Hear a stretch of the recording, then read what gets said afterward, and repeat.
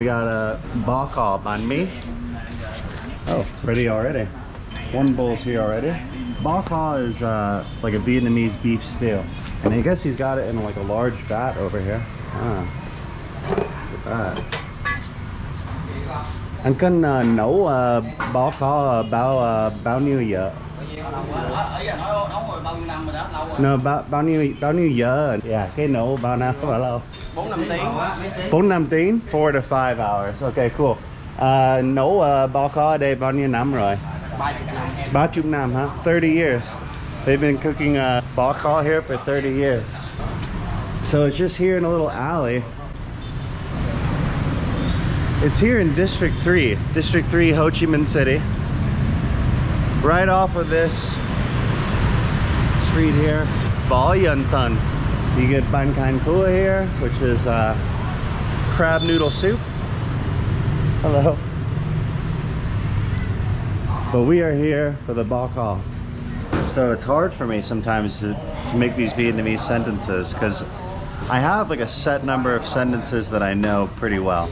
But there's some things that I don't really know how to say quite yet. So when I'm trying to like form like the correct grammar or like express an idea sometimes that I haven't expressed many times before in the past, it's a little bit difficult, but that's part of the learning process of any language. So bok kho is a beef stew, Vietnamese beef stew. We got it served with 2 banh mi's. We got some bean sprouts, and do you know what kind of leaves these are? Herbs. Various herbs. Literally means like good smelling herbs. Good smelling herbs. Is that how do you say that? Thum is like good smelling. Yeah, exactly. How do you say the herb part? Rau thơm. Rau thum. Rau thơm. Rau thum. So this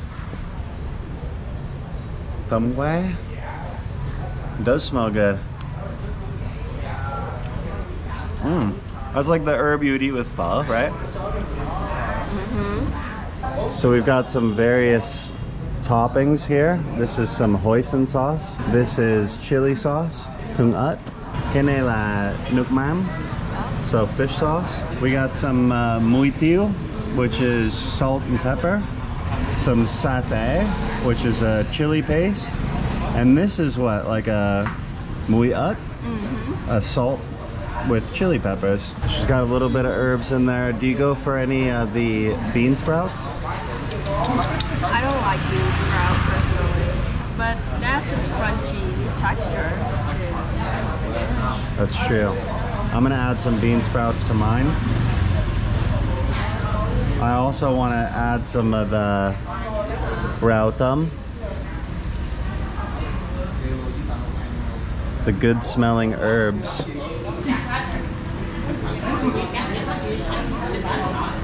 Rau thum bae.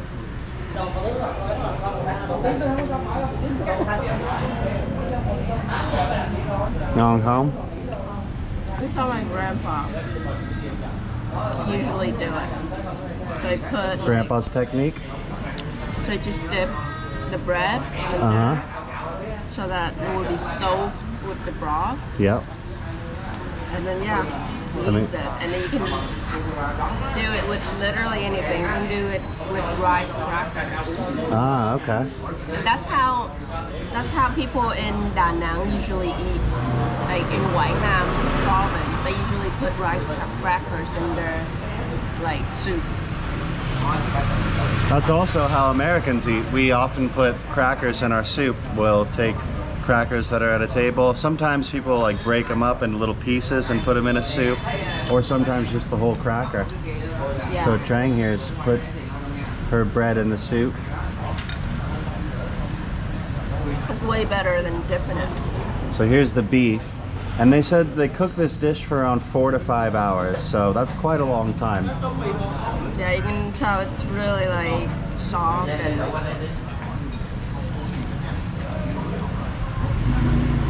good? good. Tender? Yeah, it's had fat. It's really tender. Let me try the meat part.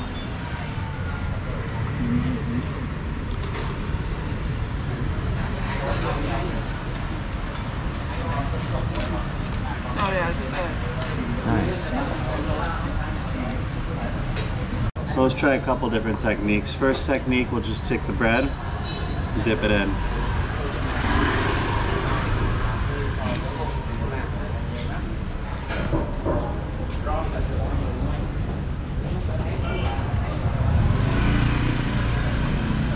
The stew's really good. This is honestly one of the dishes that kind of reminds me of something my grandma or grandpa would make, like an American style beef stew. I think it's cooked very similarly, but I imagine they use fish sauce in this. Do they use fish sauce to cook this? Cái này có bỏ nước mắm không? Không. So it's not cooked with fish sauce. Let's try out the beef here. It looks really good.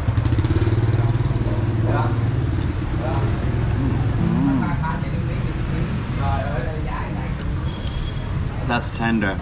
That's really soft, really flavorful. You can tell it's been cooked for a long time because it's just kind of like melts in your mouth beef. Wow, that's delicious. I gotta try another piece of that beef. Wow. This is really good.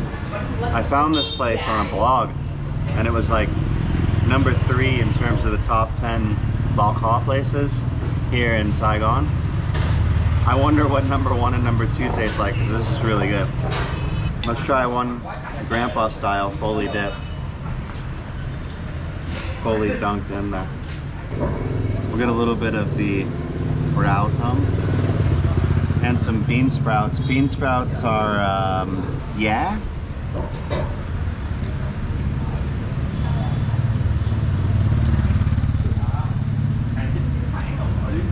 Yeah, that's good.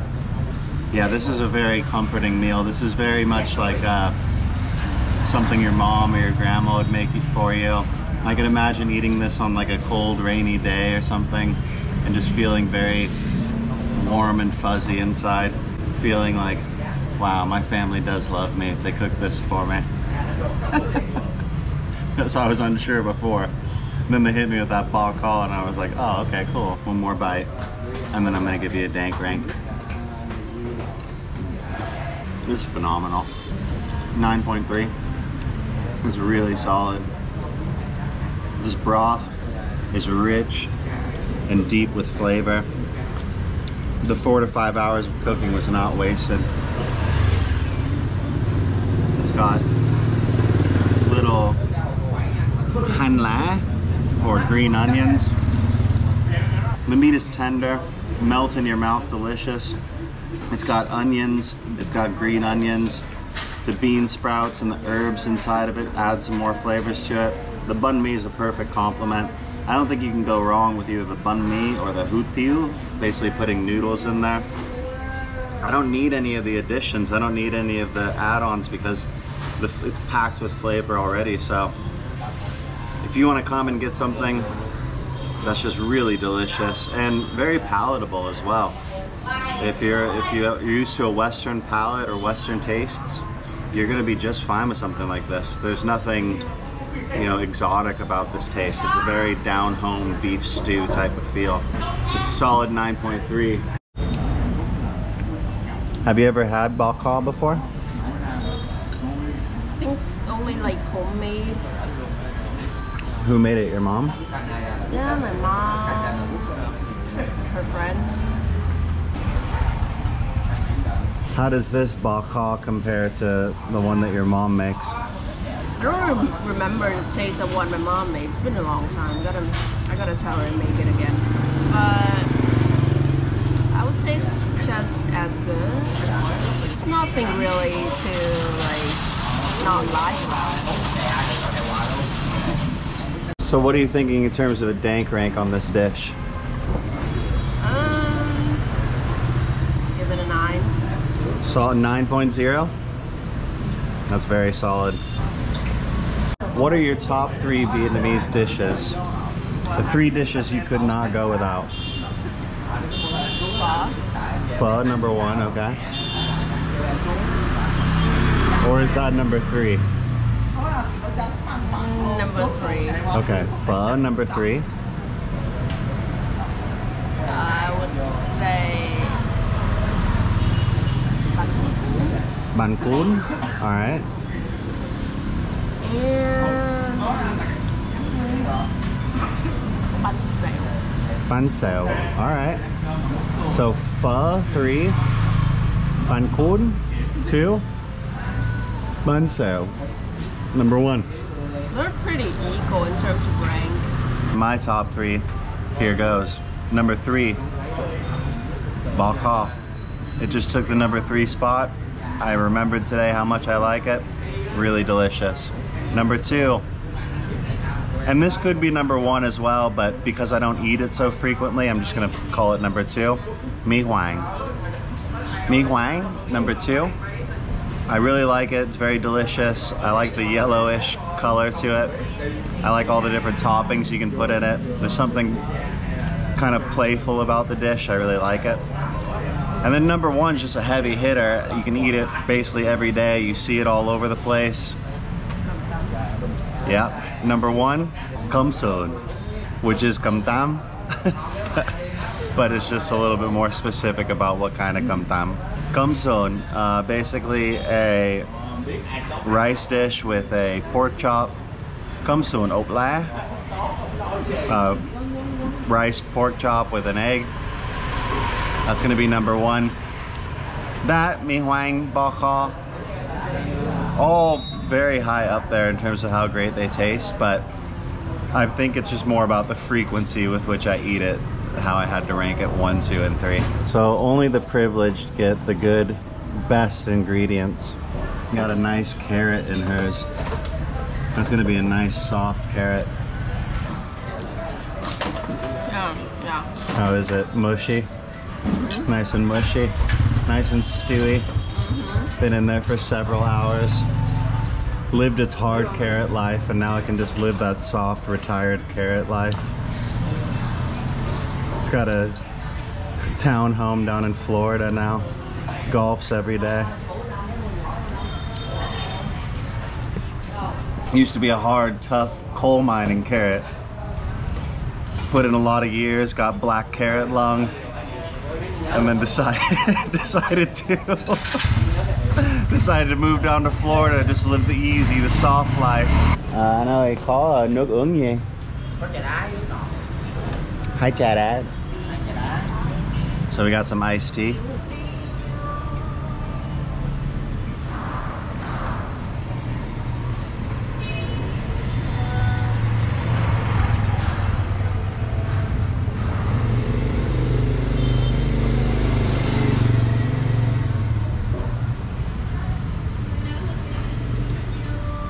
That was filmed in real speed.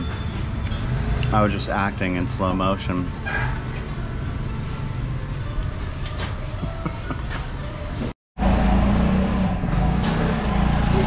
We got our highly chada. Khát nước. Right? How do you say when you're not thirsty anymore? You're just like... Không khát nước. Say đã khát. Quench your thirst. Đã khát. Đã khát nước. No, Đã khát. Alright, đã khát. Finished? Yeah. Alright, I think I'm all finished too. Tính tiền. 100. 100,000. That's like $4.26.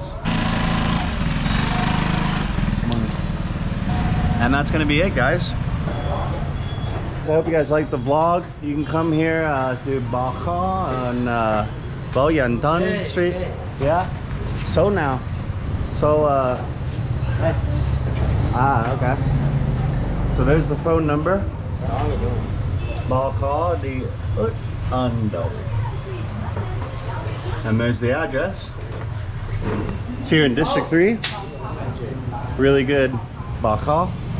Hope you guys liked the video. If you did, go ahead and click the like button. Subscribe to the channel to help support the growth. And leave any comments you'd like. I'm really happy to hear from you guys. So, cheers, thanks for watching. I'll see you in the next vlog. Peace.